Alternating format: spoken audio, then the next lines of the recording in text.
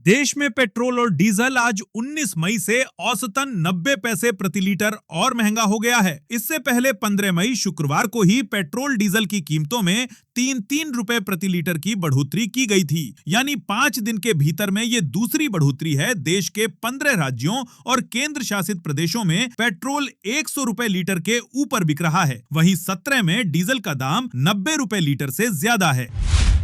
Monsoon अगले हफ्ते केरलम पहुंचेगा। फिलहाल ये अंडमान निकोबार द्वीप समूह के दक्षिणी सिरे से लेकर उत्तरी सिरे तक छा चुका है। मौसम विभाग ने तय तारीख 1 जून से पहले 22 से 26 मई के बीच मॉनसून के केरलम पहुंचने की संभावना जताई है। इस बार मॉनसून की रफ्तार धीमी रहने की आशंका ज्यादा है, इसलिए लगातार बारिश के बजाय मॉनसून बार बार अटकेगा, एक ही जगह ठहरा रहेगा। इसमें बिना बारिश के दिनों की संख्या ज्यादा रह सकती है। जून से सितंबर के दौरान 7 से 14 दिन तक के कई ब्रेक आ सकते हैं। ट्रंप नेतन्याहू की हत्या करने वाले को 500 करोड़ देगा ईरान। ईरान की संसद अमेरिकी राष्ट्रपति डोनाल्ड ट्रंप और इजरायली प्रधानमंत्री बेंजामिन नेतन्याहू की हत्या करने वालों को 500 करोड़ रुपए से ज्यादा इनाम देने वाला बिल ला सकती है। द टेलीग्राफ की रिपोर्ट के मुताबिक ईरानी संसद का राष्ट्रीय सुरक्षा आयोग इस बिल की तैयारी कर रहा है। आयोग के प्रमुख इब्राहिम अजीजी ने कहा कि इस्लामिक रिपब्लिक की सैन्य और सुरक्षा बलों की जवाबी कार्रवाई नाम से बिल तैयार किया जा रहा है।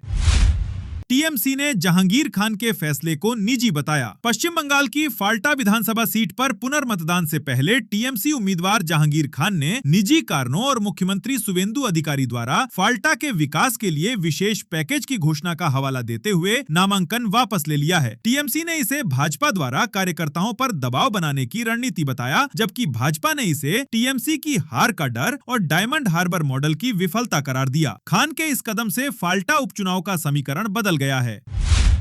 3 अभियुक्त हिरासत में पूछताछ जारी। उत्तर प्रदेश के महोबा में नीट की तैयारी कर रही एक छात्रा का अपहरण कर 16 दिनों तक बंधक बनाकर गैंगरेप और यातनाएं दी गईं। पीड़िता को नशीले इंजेक्शन दिए गए, सिगरेट से दागा गया और जबरन शादी भी कराई गई। पुलिस ने छात्रा को बरामद कर लिया है और 3 आरोपियों को हिरासत में लिया है। इस घटना से प्रदेश में आक्रोश है और कांग्रेस ने सरकार पर सवाल उठाए हैं। पुलिस अन्य आरोपियों की तलाश में जुटी है।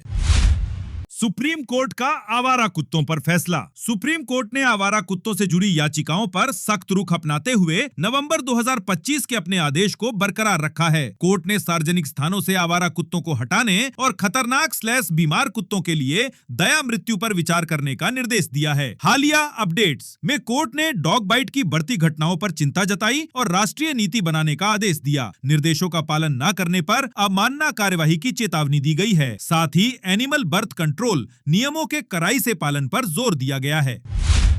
नीट पेपर लीक, कांग्रेस का भाजपा पर आरोप। 90% नेता शामिल। सांसद पप्पू यादव ने नीट पेपर लीक घोटाले में भाजपा के लगभग 90% नेताओं के शामिल होने का दावा किया है। उन्होंने सीबीआई की कार्यप्रणाली पर सवाल उठाते हुए कहा कि सरकार सत्ता पक्ष को बचाने के लिए जांच एजेंसियों का इस्तेमाल कर रही है। ऋषिकेश ट्रेन हादसा। ऋषिकेश के योगनगरी रेलवे स्टेशन के पास उज्जैनी एक्सप्रेस के 3 डिब्बे पटरी से उतर गए। ये घटना शंटिंग के दौरान हुई, जब ट्रेन यार्ड से गुजर रही थी। गनीमत रही कि ट्रेन खाली थी और कोई हताहत नहीं हुआ। एक बोगी हवा में लटक गई थी। रेलवे अधिकारियों ने जांच शुरू कर दी है और यार्ड को साफ करने का काम जारी है। इस घटना से मुख्य रेल लाइन का संचालन प्रभावित नहीं हुआ है। शुरुआती जांच में ब्रेक फेल होना कारण बताया जा रहा है।